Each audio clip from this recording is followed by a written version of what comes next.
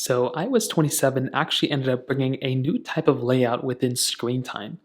So you can access screen time still within the settings application. So on iOS 27, open up settings, scroll down, and you'll be able to find screen time right here. Now, there's some new improvements that Apple kind of threw in here.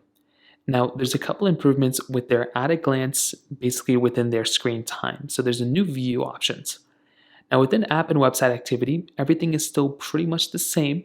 So you can still go through and come right into here, and you can essentially turn on your app and website activity just by coming into here. So you can turn this on, and then you'll basically be able to start seeing this. Now when you first come into here, you'll be able to see your screen time up there just like this. So it can take a couple of times for it to kind of click into place and kind of see what's going on. But there's going to be some new improvements here as well. And you can jump right into here and you should be able to see that you still have a similar type of layout, but it should be able to give you a little bit of a newer type of layout here, which would be kind of nice for some people out there.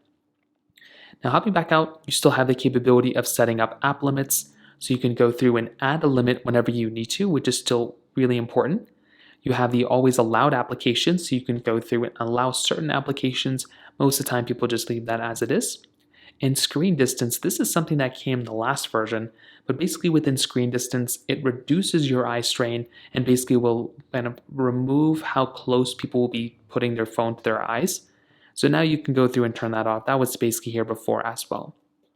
Now under communication limits, this is still the same thing. So you can go through and still turn this off or modify this.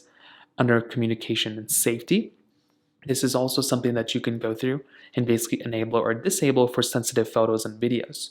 So if somebody's sending you photos or you're sending photos and videos out that might deem a little bit inappropriate, well, that can also live here too, and you can kind of see that going on here as well.